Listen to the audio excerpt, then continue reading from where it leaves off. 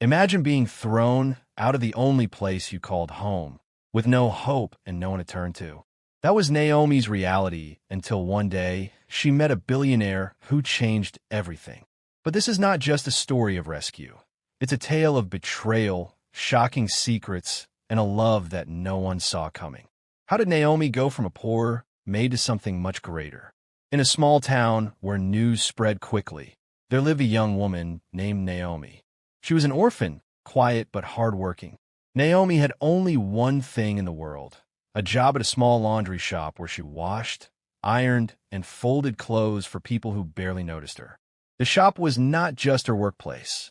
It was her home. A small mat in the corner was where she slept every night, and a single cup and plate were all she owned. Yet Naomi was grateful. "At least I have somewhere to stay," she often whispered to herself. One bright morning, Naomi sat on her mat, eating her small bowl of Gary soaked in water. Her boss had just opened the shop, and the first customer of the day, a well-dressed woman wearing bright yellow lace, walked in. Naomi quickly wiped her hands on her dress and grabbed a cup of water to wash her face before starting her work. As she walked through the doorway, she didn't notice the woman stepping into the shop at the same time. They collided. "Hey, are you blind?" the woman shouted, staring at her dress now drenched in water. Naomi's heart sank. Saw thee, Ma. I didn't see you. Please, Ma. Let me clean it." She reached out to touch the fabric. "Don't touch me," the woman snapped, stepping back. "Do you know how expensive this dress is? You dirty girl." Naomi lowered her head. "I'm very sorry, Ma. It was a mistake." "A mistake?" the woman barked, her voice sharp. "Is this how you people work here? No manners, no training." Before Naomi could say another word, the woman stormed past her and entered the small office where Naomi's boss sat. Naomi stood frozen, her hands trembling. She could hear the woman's angry voice. "Fire her. If this is the kind of person you employ, I'm taking my business elsewhere. I can't deal with such carelessness." Naomi's boss, a bald man with tired eyes, tried to calm her down. "Madam, please, it's not that serious. She's a good worker." "I don't care," the woman yelled. "If you don't sack her, I'm done with your shop. And don't forget, my fiancé is one of your biggest customers." The boss sighed heavily. He walked out of the office and called Naomi. She stepped forward, her heart pounding as if it would burst out of her chest. "Naomi," he said softly, avoiding her eyes. "Please, sir, I didn't mean to," Naomi pleaded. He cut her off. "You've been a good worker, but I can't afford to lose a customer like her. I'm sorry, but you'll have to leave." Naomi dropped to her knees. Sir, please don't do this. I have nowhere to go. This is where I live, where I eat. Please, sir, don't send me away." Her boss looked at her with pity, but shook his head.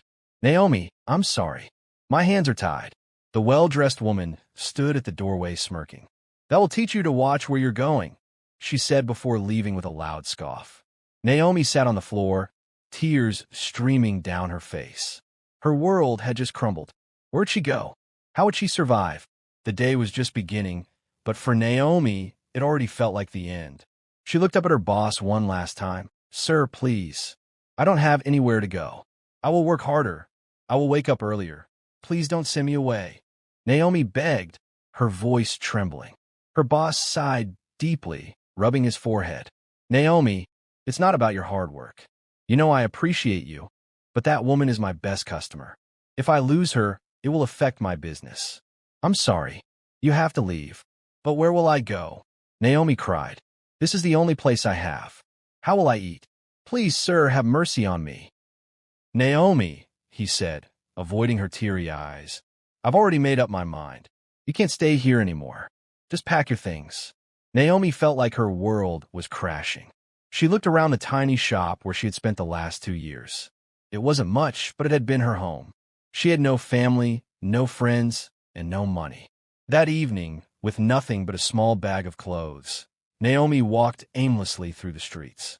The sun had set, and the town was quiet except for the occasional sound of cars passing by. She felt invisible, like the world had forgotten she existed. As she wandered, she saw an uncompleted building. The walls were high, but there were no doors or windows yet. She peered inside and saw a flat surface of cement blocks.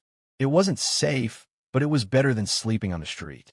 Naomi climbed inside, laid her bag on the cold floor, and sat down. God, please help me, she whispered. She lay on the floor, using her wrapper as a blanket. The night was long and cold, but she stayed awake, her mind filled with thoughts of what tomorrow would bring. The next morning, the sound of voices woke Naomi. She sat up quickly, startled to see a group of men walking into the building holding tools and wearing helmets. They stopped in their tracks when they saw her. "Who are you? And what are you doing here?" one asked, his tone firm but not unkind. Naomi stood up, her hands shaking. "Please, sir, I'm sorry. I didn't mean to trespass. I lost my job, and I'm hoping to have the opportunity to work here. Please, I can work. Let me help with the construction. I'll do anything." The men exchanged glances, some shaking their heads. "This is not a job for women," one said. "It's hard work, lifting heavy blocks, mixing cement. Are you sure you can handle it?" "I can do it, sir," Naomi said, her voice firm. "I'm strong. Please just give me a chance." The men hesitated, whispering among themselves. Finally, one said, "You have to talk to the boss. He'll be here soon." Naomi nodded. "Thank you, sir. I'll wait." She sat quietly in a corner, watching as the workers began their tasks. The smell of cement filled the air, and the sound of hammers echoed around her. Naomi felt a small flicker of hope. After about an hour, a tall man in a white shirt and safety boots walked in. His face was stern, and he looked like someone who didn't take nonsense. The workers quickly gathered, explaining Naomi's situation. The man walked up to Naomi, scanning her head to toe. "So you want to work here?" he asked, his voice deep. "Yes, sir," Naomi said, standing straight. "I have no place to go, and I need to survive. I will do my best." The man raised an eyebrow. "This is not a place for playing. If you cannot handle it, you will leave. Do you understand?" "Yes, sir. I understand." "All right," he said after a long pause. "You can start tomorrow." Naomi's face lit up. "Thank you, sir." "God bless you, sir." As the workers returned to their tasks, Naomi sat in the corner, tears streaming, this time not from sadness, but from a glimmer of hope. The next morning, Naomi started her first day on the site. The sun was hot, and the work was harder than she expected. She carried heavy blocks on her head, mixed cement with sand, and fetched water from a nearby tap. Her arms ached, and her legs felt weak, but she didn't stop. The workers watched her with surprise. "Ah, this girl is really strong," one said. Another laughed. "Honestly, she's working better than some of the boys here." Naomi ignored them and kept working. She knew she had no choice. This was her second chance. A week later, the building owner, Mr. Francis, arrived unexpectedly. He was a well-dressed man with a calm but commanding presence. As he inspected the site, he noticed Naomi carrying heavy blocks in the corner, her clothes stained with cement, sweat dripping down her face. "Who is that girl?" "Mr. Francis asked the engineer. The engineer hesitated. "Ah, sir, her name is Naomi. She's been with us about a week. Why is she doing this kind of work?" "This is not work for a young girl." Mr. Francis frowned. The engineer explained Naomi's situation. "She's very hard-working, sir. She doesn't complain." Mr. Francis shook his head. "This is not right. Call her here." Naomi wiped her face and approached. "Good morning, sir," she said, bowing slightly. "Morning," Mr. Francis replied kindly but firmly. "What's your name?" "Naomi, sir." "Why are you doing this work?" "It's dangerous." Naomi lowered her head. "Sir, I have no other choice. I need to survive. Please don't send me away. I'll do anything." Mr. Francis sighed. "You're too young for this life. I'll speak to the engineer. You have to stop." Naomi's heart sank. Tears filled her eyes as she hoped he'd change his mind. That evening, the engineer called her aside. "Naomi, Mr. Francis said you can't continue. It's for your own good." Naomi's chest tightened. "Sir, please. I have nowhere to go."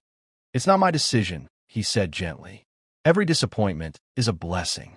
God will grant you a better opportunity." Tears spilled as Naomi packed her few belongings and moved to another uncompleted building. That night, she lay shivering on the cement floor. "God, why me? What did I do to deserve this?" she whispered.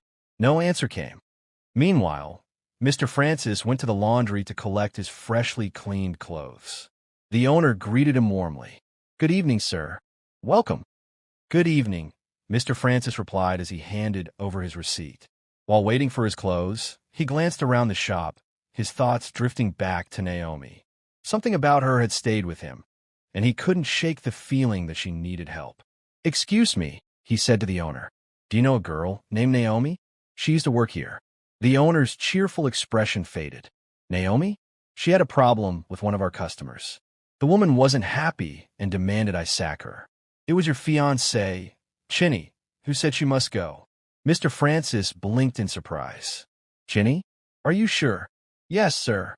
She was very upset that Naomi spilled water on her clothes. She even threatened to stop bringing her laundry here if I didn't fire the girl." Francis was quiet for a moment. "Do you know where Naomi is now?" The owner shook his head. "No idea, sir. She just left like that. I don't think she had anywhere to go." Francis thanked the owner and collected his clothes, but his mind was troubled. Why would Chinny go so far as to get a girl fired over something so small? And where was Naomi now? As he drove home that evening, Francis couldn't help but feel a deep sense of guilt.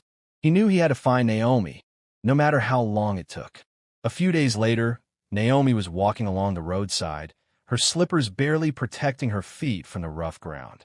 She wrapped her arms around herself, hoping to find some warmth. The road was quiet except for the occasional car speeding past. Suddenly, bright headlights lit up the path ahead, and a black SUV slowed down beside her. The window rolled down, and a familiar voice called out, "Naomi!" She froze, straining to see who it was. It was Mr. Francis. "Sir?" Naomi's voice was shaky, unsure if she should run or stay. "What are you doing here at this time of night?" Francis asked, his voice full of concern. "I don't have anywhere to go," she admitted quietly, staring at the ground. Francis frowned. "Get in the car." Naomi hesitated. "Sir, I don't want to disturb you." "You're not disturbing me. I can't leave you here like this. Please, enter." After a moment, Naomi climbed into the car. As they drove, Francis asked her questions about her life. She told him about the laundry job, the uncompleted building, and how she had been trying to survive. Francis sighed deeply. "You're too young to be going through all this. You'll come to my house. I'll find work for you there." Naomi's eyes widened. "Your house?" "But sir, no bats como Francis interrupted. You need help, and I can help. Don't worry." Naomi finally nodded. "Thank you, sir. God bless you." When they arrived at Francis's house, it was already late. The mansion was well lit, with large windows and a neatly trimmed garden. Naomi couldn't believe her eyes as they stepped inside. Chinny appeared from the living room, her eyes narrowing when she saw Naomi. "Who is this?" Chinny demanded, her tone sharp. Francis remained calm. "Her name is Naomi. She'll be staying here." "What?" Chinny's voice rose. "This dirty girl in my house? Are you serious?" "Yes, I am," Francis replied firmly. "She needs help, and I've decided to help her. That's final." Chinny threw her hands in the air. "Francis, have you lost your mind? Do you know what people will say if they see her here?" "I don't care what people say," Francis said, his voice steady. "Naomi is staying. She'll work here and have a place to sleep." Chinny glared at Naomi, who stood silently, feeling like an intruder. "This is not your decision alone, Francis." "It is now," Francis said. "She'll be staying in the guest room." Mr. Francis then showed Naomi to her room. The bed looked soft, and there was even a small window with curtains. Naomi sat down slowly, her heart pounding. As she lay down that night, she couldn't shake the feeling of unease. Chinny's anger had been loud and clear, and Naomi knew that her troubles might not be over yet. From the moment Naomi started working in the house, Chinny treated her like a pest. Every little thing Naomi did seemed to annoy her. "Is this how you sweep? Look at the corner." Chinny snapped one morning, pointing at an already spotless floor. "I'm sorry, Ma," Naomi said quietly, grabbing the broom to sweep again. "Sorry for yourself," Chinny hissed, walking away with a frown. It wasn't just the harsh words. Chinny made sure Naomi felt unwelcome in every way. She refused to let Naomi eat most of the time, saying, "This house is not a free-for-all. If you're hungry, manage whatever you brought from outside." One night, Frances came home earlier than usual and found Naomi sitting by herself in the kitchen, staring at an empty plate. "Naomi, have you eaten?" he asked. Naomi hesitated, then shook her head. "No, sir." "Why not? There's food in this house." Naomi lowered her gaze. "Madam said I shouldn't eat." Frances's eyes darkened. He stormed into the living room, where Chinny was scrolling through her phone. "Why are you starving her?" he demanded. Chinny didn't even look up. "I don't know what you're talking about." "Don't pretend," Frances said firmly. "Naomi is here to work, not to suffer. Go and serve her food now." Chinny laughed bitterly. "You're making this girl too comfortable, Frances. But fine if that's what you want." Moments later, Chinny placed a bowl of watery soup and a tiny piece of yam in front of Naomi. "Here," she said, her voice dripping with sarcasm. "Enjoy." Naomi's hands trembled as she picked up the spoon. She couldn't stop the tears rolling down her cheeks. "Thank you, Ma," she whispered, her voice breaking. Chinny smiled mockingly and walked away, leaving Naomi to cry silently into her meal. Despite everything, Naomi remained kind. She kept doing her chores quietly, avoiding trouble where she could. One day, Frances came back home after a long day at work. The house was quiet, and Chinny was nowhere to be found. He tried calling her, but she didn't answer. Then he remembered she had told him a few days ago that she had a party to attend. Maybe she's still at the party, Frances thought as he went to his room. It was very late, almost midnight, when Chinny returned home. The loud bang of the door woke Naomi. Chinny was staggering. Her makeup was all over her face, and her clothes smelled of alcohol. She barely made it into the house before she bent over and started vomiting in the living room. Naomi quickly rushed out of her room. "Madam, are you okay?" she asked, worried. Chinny just waved her hand weakly and slumped onto the floor without saying anything else. Naomi grabbed a mop and cleaned up the mess, then helped Chinny to her feet. "Let me take you to bed, madam," Naomi said softly. Though it wasn't easy carrying Chinny, who was leaning so heavily on her, Naomi finally got her to the bed and noticed something was wrong. "Ah, she has a fever," Naomi whispered. She quickly went to the kitchen, brought a bowl of cold water, and began dabbing Chinny's forehead with a cloth. After some time, Chinny woke up, but instead of thanking Naomi, she looked at her with anger. "What are you doing? Why are you touching me?" Chinny shouted. "Madam, you're not feeling well." "I was just trying to help you," Naomi explained, still holding the wet cloth. "With your dirty hands? How dare you touch my skin?" Chinny yelled. She grabbed the bowl of water and emptied it on Naomi's head, drenching her clothes. Naomi stood there, shocked, her eyes filling with tears. "I was only trying to help," she said quietly. Just then, Frances walked into the room. He looked at the water on the floor, Naomi standing soaked, and Chinny yelling. "What is going on here?" Frances asked, frowning. Chinny pointed at Naomi. "She thinks she can touch me with her filthy hands." Frances turned to Chinny, his voice firm. "Do you even hear yourself? You came back home like this, drunk, vomiting, and instead of thanking her for taking care of you, you're insulting her? How can you be so heartless?" Chinny tried to say something, but Frances cut her off. "Enough. I don't want to hear anything from you." He walked over to Naomi and gently took her hand. "Come with me." He led Naomi to the living room, handed her a towel to dry herself, and sat next to her. "Don't let her words hurt you," Frances said kindly. "You have a good heart, Naomi. You didn't deserve that." Naomi wiped her tears. "I was only trying to help, sir. I didn't mean to make her angry." Frances looked at her and smiled softly.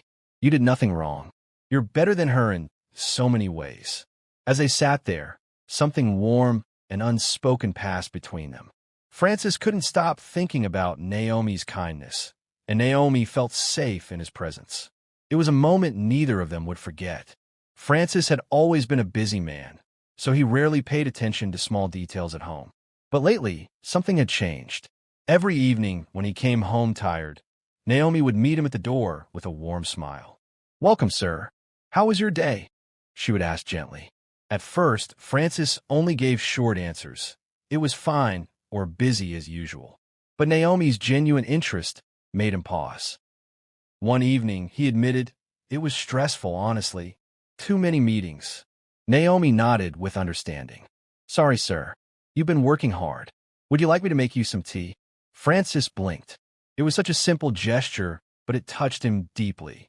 Yes, please. That would be nice. As Naomi disappeared into the kitchen, Francis couldn't help but think about her. She was always so calm and respectful, even when Chinny was harsh. Unlike Chinny, who rarely asked about his day or showed concern. All she did was demand money to fund her frivolous lifestyle. But Naomi's kindness stood out. Over the next few days, Francis started noticing more. How Naomi would quietly tidy up without being told, how she greeted everyone with a smile, how she seemed to carry a lightness that made the house feel warmer, even with Chinny's constant grumbling. One evening, as Chinny complained loudly about something unimportant, Francis found himself tuning her out and glancing at Naomi, who was folding clothes in the corner. He frowned, realizing he was beginning to compare the two women. Francis decided to do something thoughtful. After work, he stopped at a boutique and picked out dresses, some for Chinny and one for Naomi. When he got home, he handed the bags to each of them. Chinny grabbed hers with a frown. What's this? She asked, frowning at the bag. A little something for you, Francis replied simply. Chinny barely looked at the dress before tossing it on the couch. Thanks, I guess. Naomi, on the other hand, stared at the bag in disbelief. For me, sir? Yes, Naomi. Open it, Francis encouraged. With trembling hands, Naomi pulled out a simple yet beautiful dress. Her eyes filled with tears as she clutched it to her chest. Thank you, sir, she said, her voice shaking. Nobody has ever given me a gift before. Francis smiled. You deserve it, Naomi. You've been working so hard. Chinny, who had been watching from the corner, suddenly exploded. What is all this nonsense? She yelled. Why are you buying gifts for her? Are you trying to embarrass me in this house? Francis turned to her calmly. Chinny, it's just a dress. Why are you making it a big deal? Chinny scoffed. A dress? Right? I can see what's going on here. You're beginning to favor her over me, right? Be careful, Francis. Naomi stepped back, clutching the dress tightly. I'm sorry if I caused any problem, Ma, she said softly. Keep quiet. Chinny snapped, pointing a finger at Naomi. You think you're smart? I'm watching you. Francis sighed heavily, rubbing his forehead. Chinny, stop this drama. Naomi is part of this household, and I'll treat her with respect. If you can't handle that, maybe you should rethink your attitude. Chinny stormed off, slamming the door behind her, while Naomi stood frozen, tears of joy streaming down her face. The next morning, as Francis left for work, the house grew quiet. Naomi was in the kitchen when she heard Chinny's footsteps behind her. She turned around, but before Naomi could say anything, Chinny's angry voice cut through the air. You think you can just walk in here and take my man away from me? Chinny shouted, her eyes filled with fury. You're nothing but a dirty girl trying to steal what doesn't belong to you. Naomi took a step back, her heart racing. Madam, shut up, Chinny shouted, stepping closer. You don't know your place. You think because he bought you a stupid dress, you're special? Well, you're not. Before Naomi could respond, Chinny stormed into the room where the dress Francis had bought for Naomi was hanging. With a cruel smile, she grabbed the dress and marched outside. Naomi followed her, her voice shaking. Please, madam, don't. That dress means so much to me. Shut your mouth, Chinny interrupted, holding the dress up to the fire. This is what happens when you try to take what's mine. Naomi's eyes widened as she watched the flames consume the dress. She couldn't move, her tears falling freely. Please don't do this, she pleaded. But Chinny was relentless. You'll never be good enough for him. I'll make sure of that, she sneered. When the dress was completely burned, Chinny turned and walked away, leaving Naomi standing there, sobbing. Naomi didn't know what to do or where to go. She had nothing left. A week later, Francis was getting ready to leave for the building site when he saw Naomi in the yard. He smiled at her and asked, Naomi, would you like to visit the building site today? Some of your old colleagues from the construction site are there. I'm sure they'll be happy to see you again. Naomi's face lit up. She had always been grateful to the workers at the site. They had been kind to her, helping her when she needed it most. Seeing them again would be a great way to show her appreciation. Yes, sir. I'd love to, Naomi replied, her heart racing with excitement. Francis smiled and walked toward the car, waiting for Naomi to come out. Naomi quickly ran inside to get ready. She had to look her best for the reunion. But when she finally stepped out, Francis's smile faded. He looked at her in surprise. Naomi, why are you wearing that old dress? Naomi froze, her heart dropping. She couldn't tell him the truth. Not yet. Not when Chinny had threatened her so much. I'm saving the new dress for a special occasion, she said quietly, avoiding his gaze. Chinny was standing in the corner, watching them, her eyes sharp, warning Naomi not to speak. She made a small gesture with her eyes. If you tell him anything, I'll make you regret it. Naomi hesitated. She didn't want to disappoint Francis, but she also didn't want to anger Chinny. She looked back at Chinny, who was glaring at her. Francis saw the hesitation in Naomi's eyes. He raised his voice. Naomi, what is wrong with you? Get in the car. We're leaving now. Naomi stood still, unsure what to do. Chinny was still watching, and Naomi was scared. But then Francis noticed Chinny standing in the corner with her eyes filled with hostility. He understood what was going on. Naomi, Francis shouted again. Get in the car. I said now. With a sigh, Naomi walked toward the car. She didn't want to make things worse, so she climbed into the car and sat down. Let's go, Francis said to Naomi. As the car drove off, Naomi looked back at Chinny, who was still staring at them angrily. Naomi didn't know what was coming next, but she knew one thing for sure. Chinny was not going to stop until she had pushed Naomi out of the picture for good. One afternoon, Chinny called Naomi into the living room. Naomi, come here. Sit down. Let's talk, she said in a calm, almost sweet voice. Naomi was surprised. Chinny had never allowed her to sit on the couch before. She hesitated for a moment, but then walked over and sat down carefully. Don't be scared, Chinny said, gesturing for her to relax. Let's just talk. Naomi sat on the couch, still unsure of what was going on. Chinny's voice softened as she began to speak. I know I've been hard on you ever since you came into this house.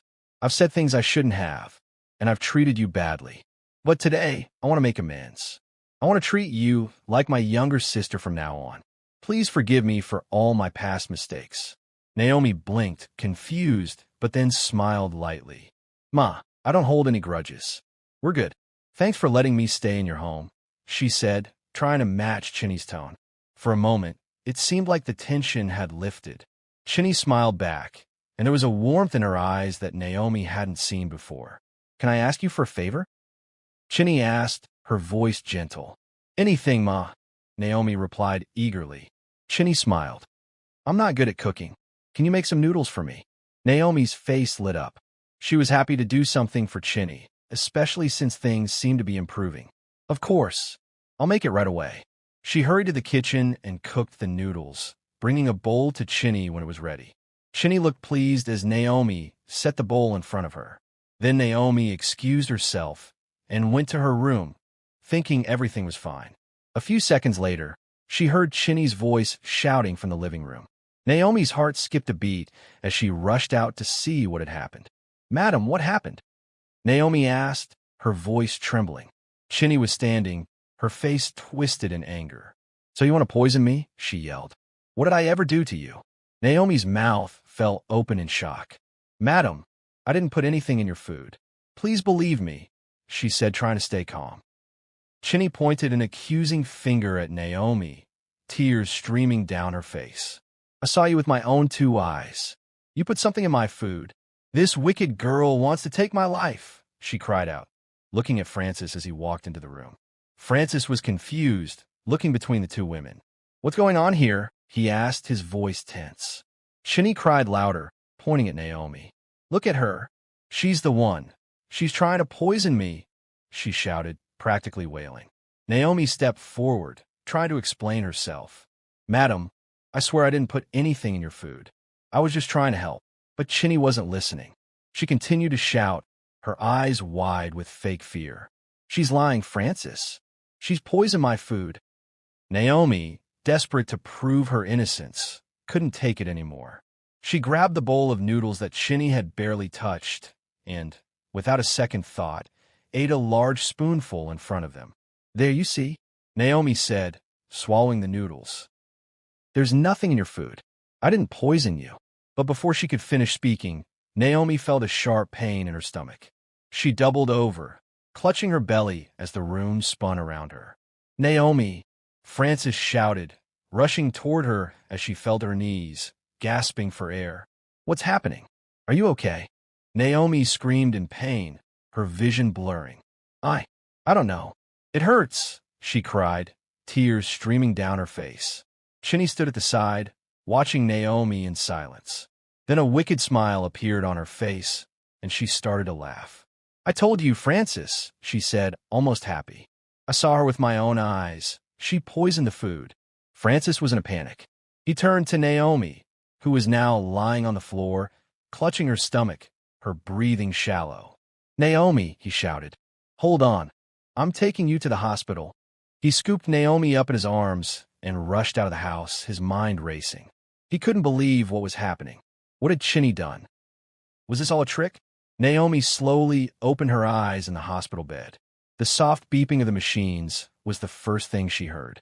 Francis was sitting beside her, holding her hand tightly. His face was filled with worry, but when he saw her awake, his eyes softened with relief. "Naomi, you're awake." "Thank God," he said, his voice shaky. Naomi tried to smile, but was still weak. "What happened?" she asked quietly. "You collapsed after eating the noodles," Francis explained. "But you're okay now. The doctor said you're going to be fine." Naomi closed her eyes again, remembering the pain and how Chinny had accused her. She felt tears welling up inside, but she didn't say anything. Francis looked at her with serious eyes. "Naomi, I have to tell you something." He paused. "I checked the living room cameras. Chinny did something terrible. She set you up." Naomi looked at him in shock. "What do you mean, sir?" "Chinny. She put something in that food to make it look like you were poisoning her," Francis said, his voice growing harder with each word. Asterisk, I saw it all on the footage. "She's the one who did this." Naomi stared at him, stunned. "But why? What did I do to deserve this?" Francis looked down, his heart heavy. "I don't know, but I will make sure she pays for what she did." With that, he stood up and left the room, his mind set on confronting Chinny. When he got home, he didn't hold back. He walked into the living room where Chinny was seated. "Pack your things and leave my house," Francis said. "What's going on?" Chinny asked. "Don't pretend you don't know," Francis replied. "There's a camera in this living room, and I've seen everything. If I call the police, you'll be in big trouble. So just leave." With that, Francis turned and walked away, leaving Chinny standing there, trembling. She knew there was no way out now. Ashamed, she quietly gathered her things and left, her head hanging low. Days passed, and Naomi slowly regained her strength. She was back in the house, resting in the room that Francis had prepared for her. Francis came to her one afternoon, sitting by her side with a smile on his face. "Naomi," he said gently, "I just wanted to tell you how much I appreciate you. You didn't deserve any of this. You're a good person, and I want to make things right." Naomi looked at him, still not fully understanding what was happening. "I'm just glad I'm okay," she replied softly. "You are more than okay," Francis continued. "I've been thinking a lot about your future. You told me you wanted to go back to school, right?" Naomi nodded slowly. "I've already spoken to the right people, and I've made sure you're enrolled again. I'll help you with the fees, whatever you need. I'll be here to support you. This is your chance to chase your dreams." Naomi's eyes widened. "You're serious?" "Of course I am," he said, his voice firm but warm. "You deserve every opportunity, Naomi. I believe in you." Tears filled Naomi's eyes as she looked at him, feeling overwhelmed with gratitude. "Thank you, sir. You don't know how much this means to me." "You don't have to thank me," Francis said, his voice filled with sincerity. "You're family now, and family takes care of each other."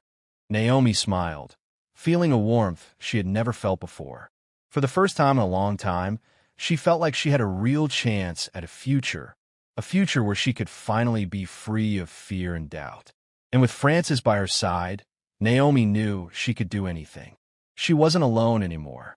One evening, Francis sat in the living room, lost in thought. Naomi walked in to ask if he needed anything. Her simple smile and gentle voice always had a way of calming him. "Naomi," he said, looking up at her. "Yes, sir," she replied, standing respectfully, her hands clasped in front of her. "Come and sit," Francis said, patting the seat beside him. Naomi hesitated, but eventually sat down. For a moment, he didn't say anything, just looking at her. Then he spoke, his voice soft but firm. "Naomi, you've been through so much, yet you're always kind. You never complain. Your humility, your strength, it amazes me." Naomi blinked, surprised. "Sir, I'm just doing my best." "No, it's more than that," Francis said, his eyes meeting hers. "You've changed my life in ways I didn't expect, and I think I've fallen in love with you." Naomi's eyes widened. She was speechless. "I know it's sudden," Francis continued, "but my heart has never been this sure about anything." "Sir," Naomi started, her voice trembling. "You're a big man. I'm just—" "Don't say that," Francis interrupted gently. "It's not about where you're coming from. It's about who you are. And you, Naomi, are extraordinary." Naomi looked down, her heart racing. She didn't know what to say. "Take your time," Francis said. "But I just wanted you to know how I feel." A few months later, Francis called Naomi into the living room. This time he wasn't sitting. He was standing, dressed neatly, holding a small velvet box in his hand. "Naomi," he began as she walked in, her heart pounding. "I made up my mind. I want you to be my wife." Naomi gasped. "Sir, are you sure?" Francis smiled. "I've never been sure about anything in my life. You're everything I've been looking for." Tears filled Naomi's eyes as she looked at him. "But I don't know how to be a wife. I don't know how to live like you." "We'll learn together," Francis said, taking her hands in his. "All I need is you by my side." Naomi nodded slowly, her heart overwhelmed with joy and disbelief. "Yes, sir. I'll marry you." Francis laughed, pulling her into a hug. "No more, sir. Call me Francis." Their wedding was small, but beautiful. Close friends and family gathered to celebrate the unlikely love story. Naomi wore a simple white dress, and Francis couldn't take his eyes off her as they exchanged vows. There wasn't a dry eye in the room. It was a story of hope, love, and redemption. Naomi's life changed forever, from a homeless girl on the streets to the cherished wife of a kind man. Her journey was proof that kindness and perseverance could lead to unexpected blessings. Francis kept his promise to support Naomi's dreams. She went back to school and later started a foundation to help young girls in need. This story teaches us that life can take unexpected turns, and no matter how tough things get, kindness, humility, and perseverance will always shine through. It reminds us never to judge people by their situation, but by the goodness of their hearts. True love isn't about wealth, status, or appearance. It's about seeing the beauty in someone's soul and standing by them no matter what.